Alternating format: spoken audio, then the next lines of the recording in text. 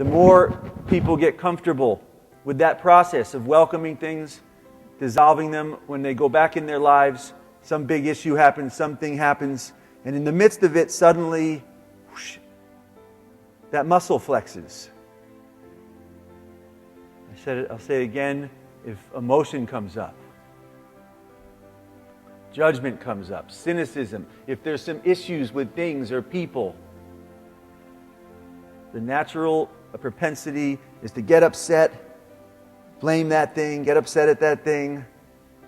This weekend, it's okay if some of that happens, yet underneath, be welcoming, be saying, all right, good, welcome. Welcome. Thank you. Welcome. If you're getting frustrated here and judging things here and cynicism here, guaranteed it's happening out there.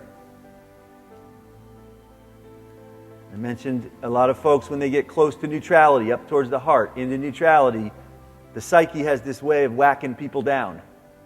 It does it with a little cynicism. It does it with a little judgment. It does it with a little critic. It does it with some emotion. Just recognize all those things are diversions from neutrality. Whatever it is, just welcome. Say, oh, great, thank you again, thank you. You'll see if you do that. I remember in Cabos on day 2, at the end of day 2, there was a shift that happened collectively. And suddenly, you could feel it. Those things abated. So when we're here, day 1, yeah, things might go a little like this and what have you. That's okay. Just welcome them, thank them. Thank them for showing up. Whatever is going on. Whatever is going on in your life this weekend, thank it for showing up. It shows up for you to be able to clear. Again, whatever is happening in this field is what we're bringing into the new season. So make sure, if there's some issue, if there's something, make sure you own it. If you don't own it, the universe is going to keep reflecting it back. You have some judgment up here, some emotion, some pattern, some limitation around abundance. Guess what? That old program, universe is going to keep reflecting it to you. When you turn on this, if you have this running, you have Word on your computer, you turn it on, you get Word. You don't get Dreamweaver. We want Dreamweaver. No, I'm kidding.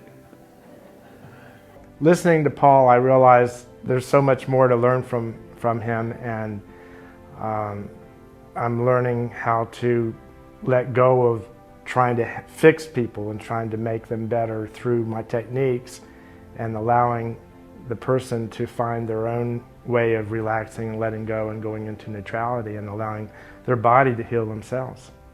And I really realized that there's so much more to know, and yet at the same time there's so much to let go of. It's like a whole new world is opening up, basically.